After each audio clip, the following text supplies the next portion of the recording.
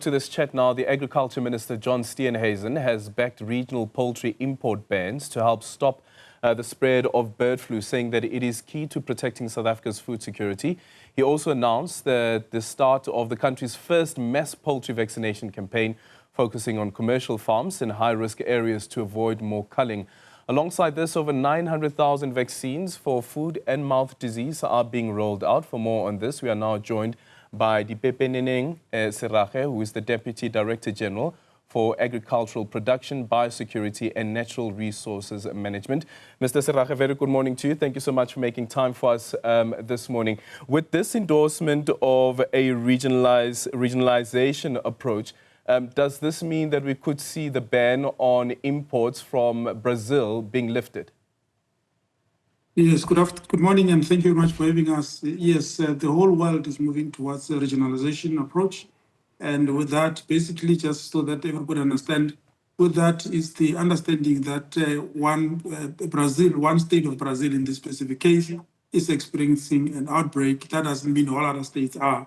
And so as long as Brazil can ensure that the state that experiences the outbreak does not have the outbreak spilling over to other provinces or other states. So that's basically what we do. So we're talking to the Brazilian authorities to understand what is the situation in their case. We asked for scientific data and the delineation and to check how far the virus has been spread, if indeed it has spread, and what are the measures that they are employing to ensure that it doesn't spread. So as soon as we're satisfied with that approach, we may partially lift the suspension. Yeah, I saw there was an article in News 24 as well that speaks about the call for the department to also urgently reopen the poultry imports from countries that have, quote, self-declared, and these include Sweden, France, Denmark, as well as Belgium. What does that mean? All it means is the same. It's not only about the highly pathogenic avian influenza. For an import to happen, or for import of agricultural products to happen, a thorough, rigorous process has got to be undertaken.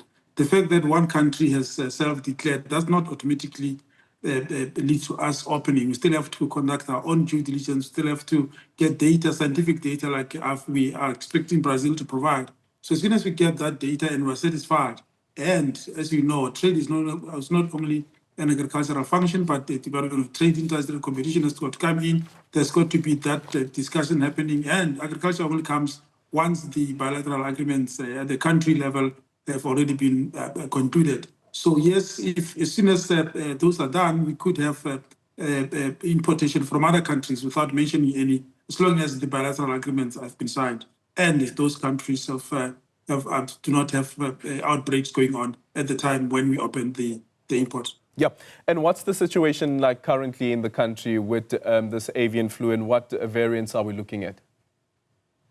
Luckily, and I applaud our poultry farmers, we do not have a poultry outbreak in the country, and we are praying and wish our farmers to keep doing what they've been doing up to date. We do not have outbreak of highly pathogenic avian influenza in the country, and we are praying and hope to have it like this until the end of the winter season. As you know, this is in the main as a result of the migratory birds who would be coming from the colder to the warmer side of the world, and that with them they bring the highly pathogenic avian influenza. So at the moment, everything is still well. We don't want to preempt anything. We're doing everything in our power. As you'd have noticed, and also through your intro, we are planning to vaccinate our poultry flocks just as a preventative, not that we've got the outbreak already. We want to have them vaccinated so that in the event the outbreak, the virus hit us, it should find us already prepared, and then we're not going to lose a lot of poultry flocks. Yeah, but the vaccines that are going to be used, and what is going to be rolled out, for which variant would this vaccine work? Because there was a report also in the Daily Maverick that speaks about the Biosecurity Council proactively will lead to roll out the H5 vaccines, but that can't protect against the H7 and N6 strain. H6, there is vaccine already. That's happening. No problem about that. It's not highly pathogenic, virulent. It doesn't spread that easily. We've got vaccines. We're talking about H5 here, or the vaccination that is going to be We're going to start with, it's against the H5. H7, we do not have H7 vaccine registered in South Africa at the moment, and we hope that we're not going to get hit by H7. But if we're preparing ourselves for the common strain, which is H5. Yeah. And has the department started the conversation around compensation again, which has come up, considering the previous experience with poultry farmers as well, that the nil compensation for them is a major issue? Considering that the department has made the argument that if you're not going to be selling the meat from the chicken, then surely there's no value to it. Yes, compensation, the law provides for compensation, but subject to a lot of other things. Let's, for instance, look at Section 11 of the very law, the very act that farmers would want to cite, Section 19 of. Section 19 of the Act, Animal Disease Act of 1984, speaks about compensation. In other words, those farmers whose chickens would have been destroyed pursuant to a animal disease, in this specific case it would have been avian flu, may, and the language used in the Act is very clear, may approach the department for compensation. Now, in order for us to deal with that, we need to also remind ourselves of Section 11 of the very Act, which says this is the responsibility of any farmer not to ensure that they do not get infected by an animal disease, one. Two, in the event that they get infected, they should ensure that they do not infect their neighbor. So we cannot only read Section 19 of the Act without Section 11. And of course, we just do not have the money. Country that doesn't have the money to be able to compensate everyone. But compensation would be considered as is part of the law, would look into the circumstances, and each case will be looked into on its own merit, and there may be compensation where it's justified. But we must urge that farmers must ensure that they implement and adhere to biosecurity measures. DDG, just quickly also an update on the foot and mouth disease. What's the situation like currently? Foot and mouth disease is at the moment in the areas of KwaZulu-Natal and in the areas of Gauteng.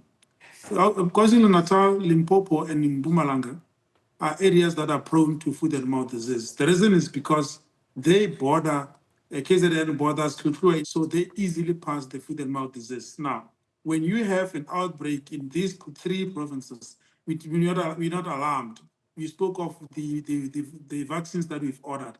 We've ordered these vaccines as part of the normal annual continuation of vaccination of what you call protection zone. In other words, areas surrounding these national parks.